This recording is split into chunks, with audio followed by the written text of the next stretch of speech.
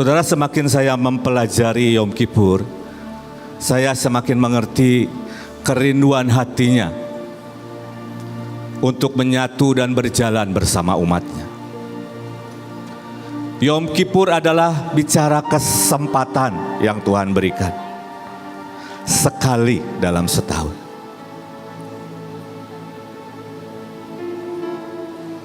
Untuk orang Israel, Yom Kippur dikatakan adalah the day of awe, artinya hari kegentaran. Saudara bisa bayangkan hari itu imam besar harus masuk ke ruang Maha Kudus, membawa nasib sebuah bangsa.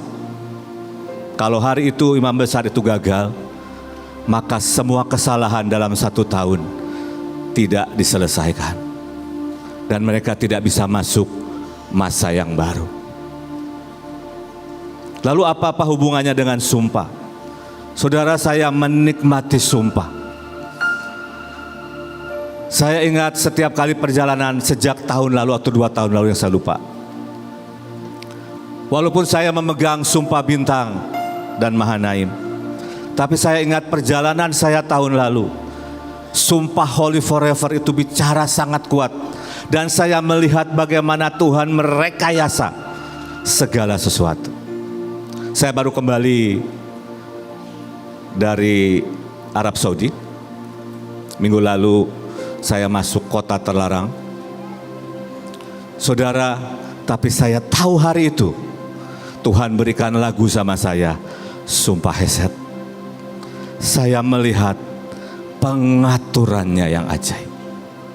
Lalu apa hubungannya dengan Yom Kippur? Saya mau berkata, sebenarnya 7 sumpah sudah diturunkan buat kita. Tapi apakah itu menjadi bagian hidup kita? Tergantung kita. Apakah kita sangat menginginkan? Apakah kita mengerti? Apakah kita percaya? Saudara, dalam hidup saya bersyukur. Saya sangat bersyukur. Saya bukan lahir dari keluarga Kristen. Kalau saya bisa berdiri di sini, itu adalah kasih karunia Tuhan. Tapi saya mau berkata, saya bersyukur dihisapkan. Waktu itu saya tidak mengerti, saudara. Saya tidak mengerti bahwa itu sebuah perjalanan, perjanjian, materai, dan sumpah. Tapi mari kita belajar dulu. Boleh slide berikutnya. Ya, Bapak Ibu, saya mau kita mengerti bahwa ini, saat ini adalah momen waktu yang sangat menentukan buat hidup kita pribadi, buat keluarga kita, buat bangsa kita, bahkan bangsa-bangsa. Sekali lagi, ini adalah momen yang sangat krusial buat setiap saya dan saudara. Jangan hilang, jangan miss, jangan terlalu sibuk untuk hal yang lain. Saya yakin Bapak Ibu punya banyak senjata seperti ini. Ini ada 7 sumpah, ada senjata. Kalau perang kita sudah pakai. Tapi apakah setiap saudara dilingkupi dengan 7 sumpah? Saya bersyukur sama Tuhan, tahun lalu saya bermimpi. Dalam mimpi itu Tuhan berkata, hidupmu dilingkupi dengan 7 sumpah. Dan saya melihat pengaturan dan pemeliharaan Tuhan. Nanti kita akan belajar, saudara dengarkan baik-baik, karena harus ada tindakan, iman, dan pengertian yang saudara dan saya harus lakukan. Nah, ini bicara kerinduan Tuhan untuk menyatu dan berjalan dengan umatnya, dan kebobrokan dosa umat manusia. Ini penyediaan yang Tuhan berikan. Siapa sih yang gak pernah buat dosa selama setahun? Siapa sih yang selalu on position? Siapa sih yang selalu bergairah sama Tuhan? Gak ada. Apalagi saya. Saya ini sangat mudah, saudara, masuk dalam rutinitas. Saya perlu Yom Kippur. Supaya apa? Supaya yang lama berlalu, saya bisa masuk dimensi yang baru. Saya bisa masuk alam yang baru, alam supranatural. Halo. Saudara, di dalam Imamat 16, saudara bisa baca lagi di rumah. Kenapa imam besar hanya boleh masuk setahun sekali? Karena ada sebuah kejadian, Nadab dan Abihu mati karena membawa api asing. Berapa banyak orang-orang yang mengotori mezbah dengan seperti Leo katakan bau babi. Berapa banyak kita mengotori. Tapi sekali lagi ada Yom Kippur di mana kerinduan hatinya untuk berjalan sama kita. Kerinduan hatinya saudara sampai puncak destiny. Kerinduan hatinya saudara mengalami yang namanya DNA Yahweh, manusia baru.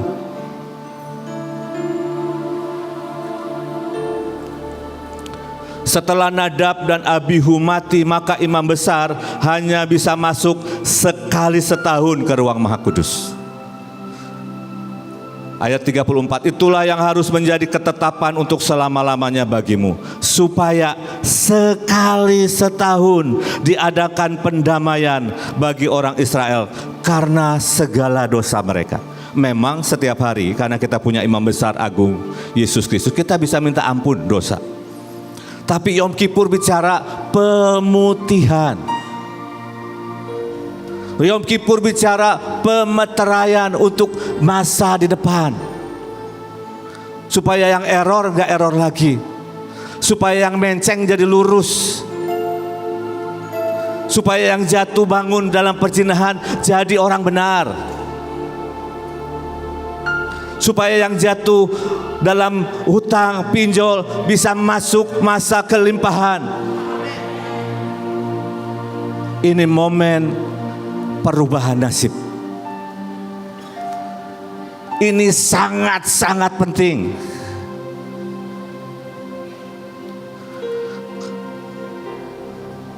Tuhan mau menutupi, kata menutupi dari kata kapar. Tuhan mau membatalkan semua tuntutan. Nanti saya akan tunjukkan apa yang terjadi di bangsa kita.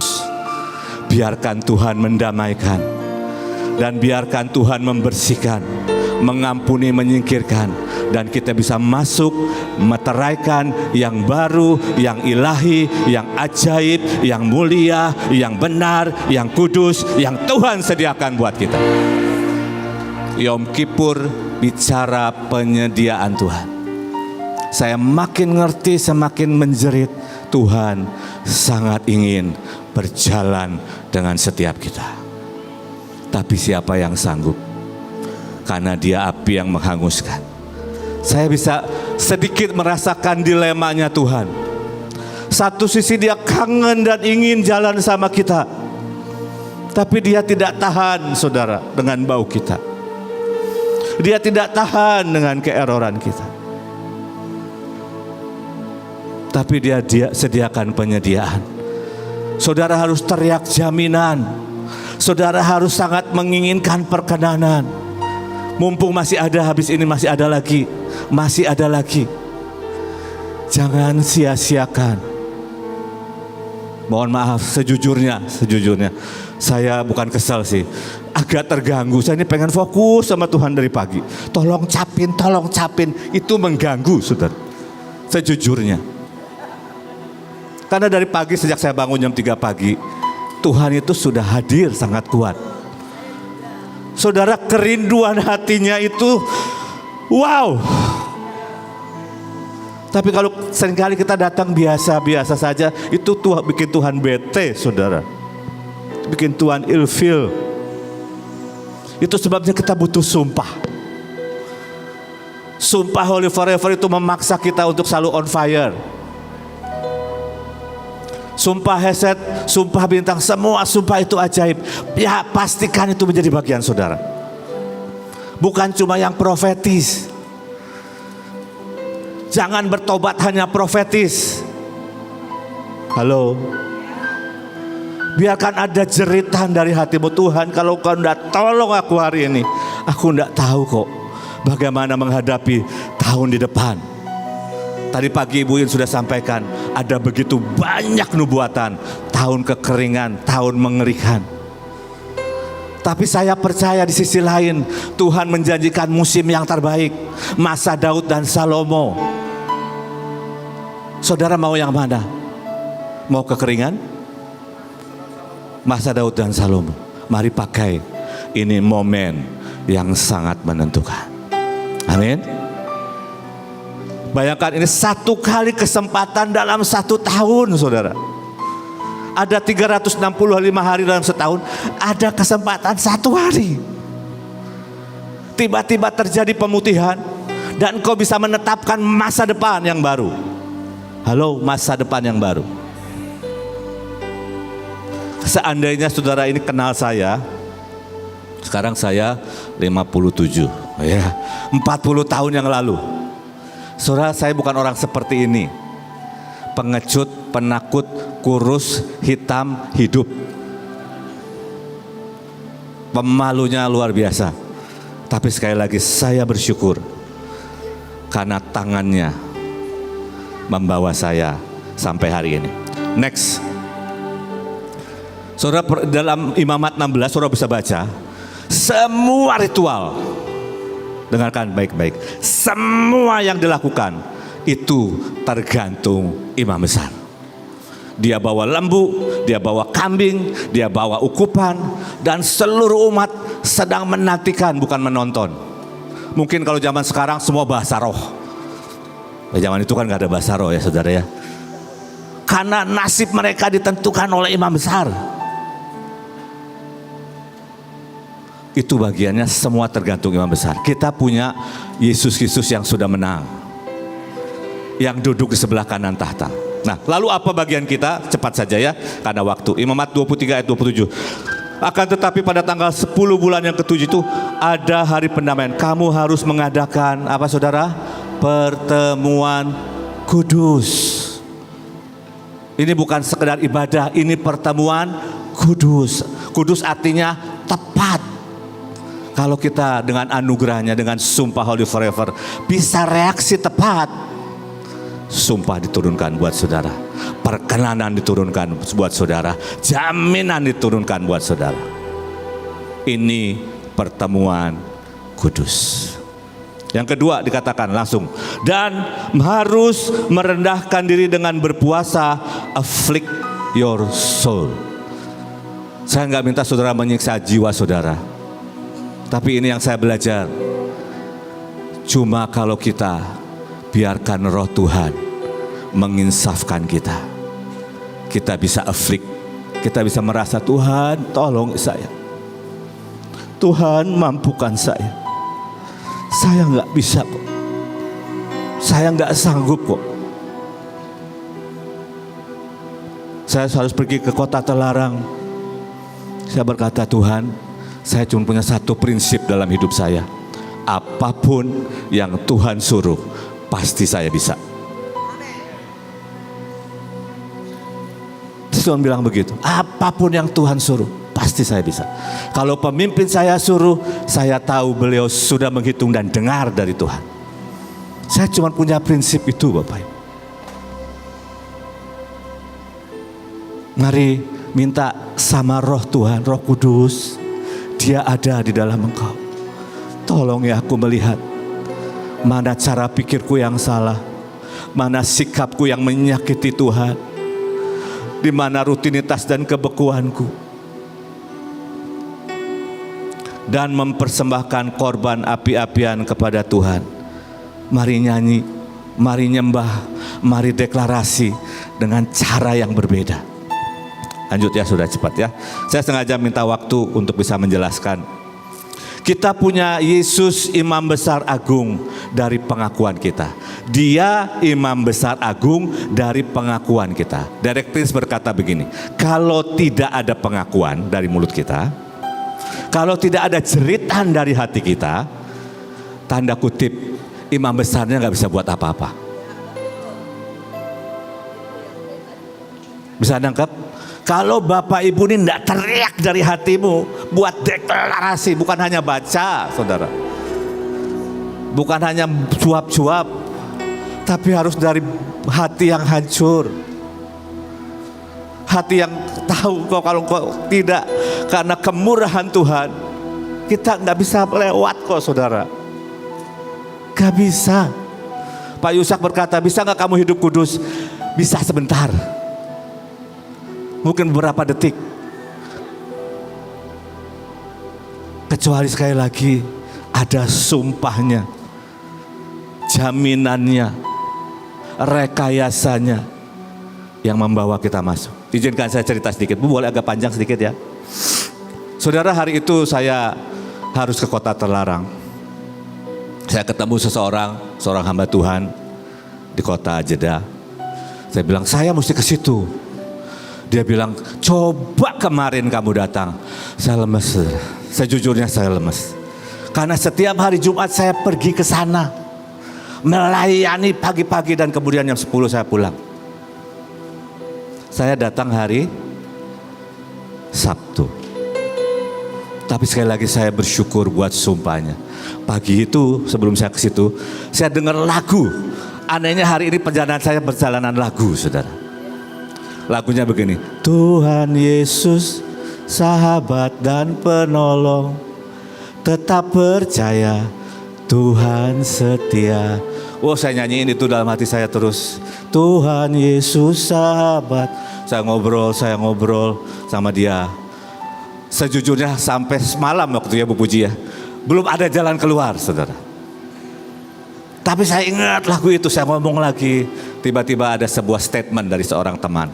Kamu punya visa spesial. Dia lihat visanya, dia lihat paspor saya. Oke, bisa ini masuk. Tapi kamu butuh kendaraan. Saya punya orang yang bisa ngantar kamu. Saya bilang, Tuhan Yesus sahabat dan penolong. Siang itu kami pergi ke Taif mengerjakan, baru besoknya ke kota terlarang. Pagi-paginya saudara, wah itu saya hampir gak bisa tidur semalaman karena intimidasi saudara. Hati tenang tapi pikiran tidak tenang. Sekali lagi ada lagu, anehnya lagunya bukan Sumpah Bintang saudara, bukan Termaterai, bukan Hesetmu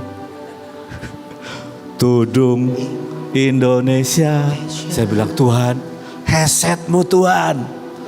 Ceritanya ajaib tapi nggak bisa vulgar ya. Mungkin Sabtu depan, nantikan jam tayangnya Sabtu depan. Tapi saya mau berkata, bagaimana Tuhan rindu kita menggenapkan destiny. Bagaimana Tuhan rindu kita masuk ke masa yang berbeda, musim yang terbaik. 99% imam besar 100% sudah lakukan. Tapi ada bagian kita. Amin. Ada bagian kita. Kita lanjutkan dulu ya. Sebab dikatakan begini. Jadi saudara mulai hari ini, mulai saat ini punya pengakuan yang berbeda. Deklarasi yang berbeda. Mungkin kalau saya boleh sebut dua oknum.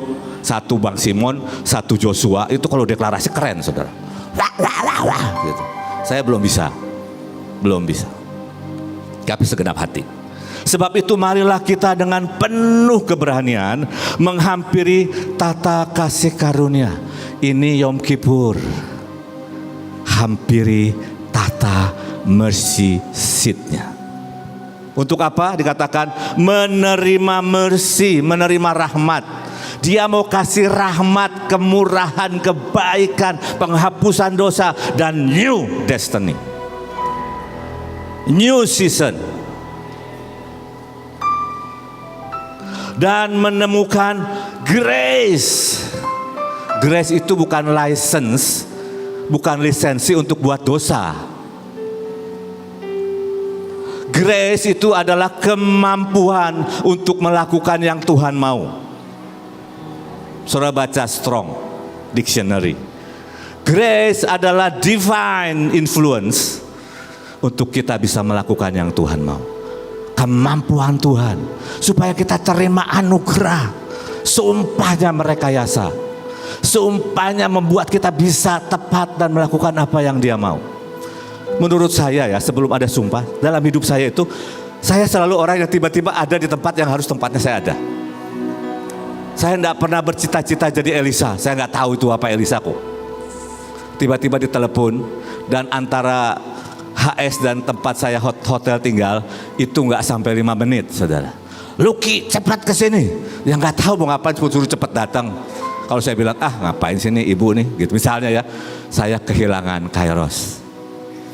Tapi menurut saya, cikal bakal sumpah Holy Forever itu sudah ada dalam diri saya. Selalu saya lihat Tuhan, aku bersyukur ada di tempat ini. Aku bersyukur ada di Delft, Belanda, ketemu Ibu Iin. Aku bersyukur disuruh boncengin, loh nggak masalah saudara. Aku bersyukur disuruh puasa kesukaan saya kok dulu. Saya ini Senin Kamis puasa 24 jam saudara, tanpa makan, tanpa minum. Jadi kalau puasa 40 hari makan dan boleh minum, ya mudah lah, nggak kecil, mudah. Saudara ngerti, hidup kita ini direkayasa sama Tuhan. Dan untuk mendapatkan apa saudara? Pertolongan. Siapa butuh pertolongan? Ini Yom Kippur, ambil saudara. Ambil sumpah itu, ambil jaminan itu, ambil perkenanan. Tuhan lagi obral. Yang antusias baru buiin. Saya ulangi ya, Tuhan satu sisi sangat menginginkan Dia berjalan bersama kita. Di satu sisi Dia sangat menginginkan semua penyediaannya kita nikmati. Dan hari ini kabar baiknya Dia sedang obral. Kata kuncinya apa? Mari ambil, mari tepat, mari teriak, mari buat pengakuan, mari buat deklarasi yang berbeda. Kita butuh pertolongan pada waktunya. Ingat, pada waktunya, bukan semaumu. In His time. In His time. Di waktunya, saudara akan lihat keajaiban demi keajaiban. Masih banyak lagi, cepat, ngebut. Next, ya. Kita ini pewaris, saudara. Saya nggak mau baca ayat, saya mau cepat saja begini. Saudara ini harus menghisapkan dirimu kepada orang yang punya perjanjian. Saya mau cerita tentang Rut aja, ya. Bukan Ibu Rut yang tadi ya, Rut yang di Alkitab. Rut itu orang Moab. Ada tertulis orang Moab sampai keturunan ke-10, bahkan sampai selama-lamanya tidak bisa masuk ke jemaat Tuhan. Itu hukum, saudara. Saya nggak tahu, Alkitab tidak menceritakan apa yang terjadi di Moab. Cuma Elimelek mati, Mahlon Kilion mati. Akhirnya Naomi memutuskan pulang. Sutuk singkatnya, Rut berkata, bangsamu, bangsaku. Dia ini bangsa Moab, tapi hari itu dia ganti warga negara. Aku bangsa Israel. Tuhanmu, Yahweh, Tuhanku. Padahal orang Moab menyembah dewa Kamos. Dia pindah, saudara. Dia menghisapkan dirinya sama seorang janda tua, kepahitan, miskin. Kira-kira enak gak? Tapi dia melihat yang namanya perjanjian dan sumpah. Masukkan dirimu ke sana. Saya yakin saya ada hari ini sampai sini karena saya menghisapkan diri. Saya nggak tahu perjanjian koin waktu itu. Saya cuma dengerin kasetnya Pak Yusak. Kok tiba-tiba ya mewarisi? Saya nggak tahu. Tapi saya melihat betapa berharganya. Saya nggak ada. Ibu saya cuma paling jauh pernah ikut KOR katanya. Papa saya paranormal. Gak ada darah Kristen itu gak ada, sedikit adalah. Tapi saya bersyukur dihisapkan, masuk dalam perjanjian sumpah yang Pak Yusak punya, Ibu In punya, Pak Agung punya. Kita pewaris Alkitab berkata ya, karena waktu itu sudah baca sendiri PPT-nya. Next, sadari kita butuh sumpahnya. Dan karena kehendak siapa? Ini kehendak Tuhan loh saudara. Ini karena kehendak inilah kita telah dikuduskan satu kali untuk selama-lamanya. Ini holy forever. Kehendaknya Tuhan. Untuk apa? Untuk Dia mau jalan sama kita. Untuk kita memanifestasikan ciptaan baru. Alkitab berkata dengan sangat rindu. Seluruh ciptaan menantikan masanya anak-anak Tuhan dinyatakan. Tuhan juga rindu. Tuhan rindu melihat saudara semua dan saya berkemenangan, berkelimpahan, melakukan yang ajaib. Karena kehendaknya inilah kita telah dikuduskan satu kali untuk selama-lamanya oleh persembahan tubuh Yesus Kristus. Kita punya imam besar. Kalau yang di dunia bisa mati, saudara. Yang di surga tidak bisa mati. Asik kan? Artinya kita ini pasti menang. Mari lakukan bagian kita. Nah, saya ambil ini agak keluar konteks sedikit, tapi menurut saya ini kita punya jeritan ini. Musa ini teriak waktu Tuhan berkata, aku kirim malaikat. Kamu pasti menang, kamu pasti sampai, tapi aku nggak jalan sama kamu. Saya berdoa, saya tahu ini kerinduan hati Ibu Panglima. Semua pemimpin kita mengajarkan ini. Biar kita berkata, Tuhan jalan sama aku di tahun yang baru. Bergerak sama aku Tuhan. Berikan aku 7 sumpah-Mu. Berikan aku 7 jaminanmu. Berikan aku perkenananmu. Supaya aku masuk musim yang baru. Dan bukan cuma buat kita, keluarga kita, bangsa kita, dan bangsa-bangsa. Teriak saudara, ambillah kami menjadi milik-Mu sendiri. Saya selalu teriak, Tuhan, sampai setiap selku harus menginginkan Engkau. Sampai setiap detik di hidupku harus menjadi milik-Mu. Belum. Tapi ini ceritaan yang harus kita punya. Karena saya tahu Dia sangat menginginkan, tapi seringkali saya tidak tahan dengan proses Tuhan. Tapi ini yang paling berharga saudara. Kalau Dia jalan sama kita. Kalau saya jadi milik kesayangannya. Nggak ada yang lebih berharga dari itu. Saya sering berdoa kalau saya mau khotbah Tuhan, nggak penting saya khotbah bagus, yang penting Kau ada dan hadir dan suka saja. Mari miliki cerita ini. Lanjut ya saudara ya. Kita lihat hati Tuhan buat Indonesia dan dunia. Banyak ayatnya banyak, tapi saya ambil 3 aja. Tuhan tidak lalai menepati janjinya. Sekalipun ada orang yang menganggapnya sebagai kelalaian, tapi Ia sabar terhadap kamu. Karena Ia menghendaki supaya jangan ada orang yang binasa, melainkan supaya semua orang berbalik dan bertobat. Ini Yom Kippur. Tuhan mau setiap orang berbalik dan bertobat. Ini kehendaknya. Habakuk 2 ayat 14. Waktunya akan tiba apabila seluruh bumi penuh dengan kesadaran akan kemuliaan Tuhan. Kita harus teriakan ini. Seluruh Indonesia, seluruh bangsa-bangsa dipenuhi kesadaran akan kemuliaan Tuhan, seperti laut yang penuh air. Saya sudah lama gak ke laut saudara. Nanti kalau lihat ke laut saya akan ingat ayat ini. Harus seperti itu. Kemuliaan Tuhan memenuhi seluruh bumi. Dan itu harus melalui kita. Amin. Yesaya 14:24. Tuhan semesta alam telah bersumpah. Ini Tuhan bersumpah. Apa sumpahnya?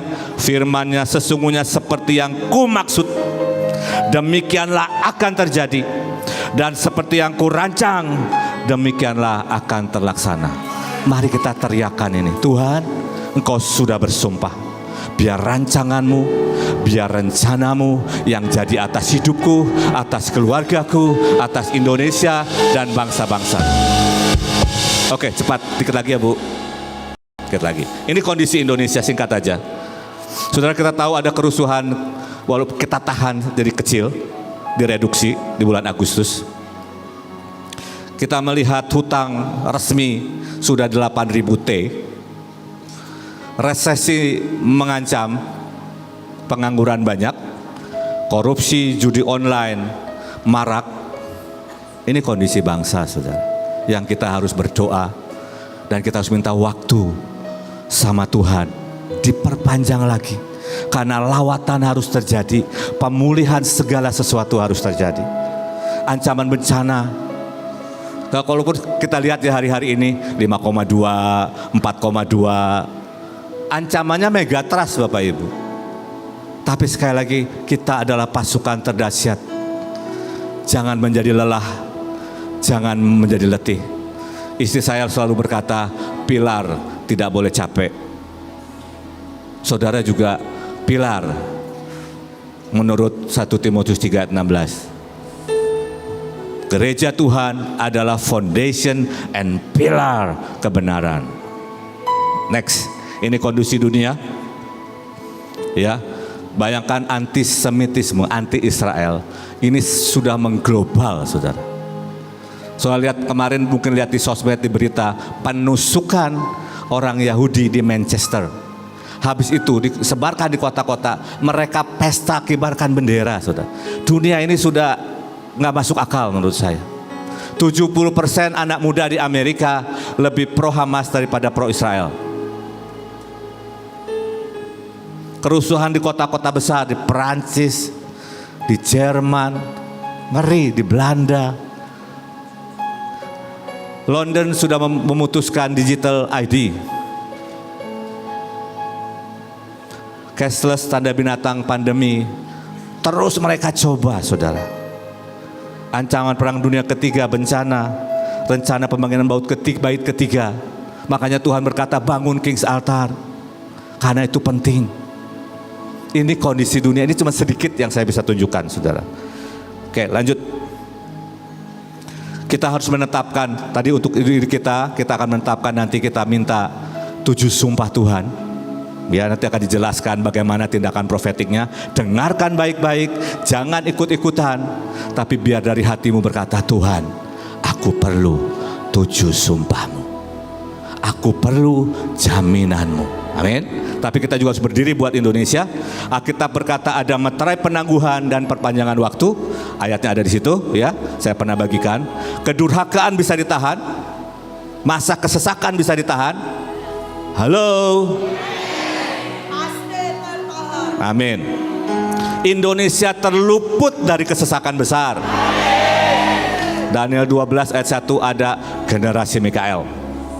Karena yang Tuhan rindukan adalah masa keemasan Daud dan Salomo dan Yusuf. Ini perjanjian bahtera, saudara. 85% bahkan seluruh penduduk orang Indonesia adalah orang benar. Dan masa Pentakosta ketiga, the world is safe. Amin. Nah,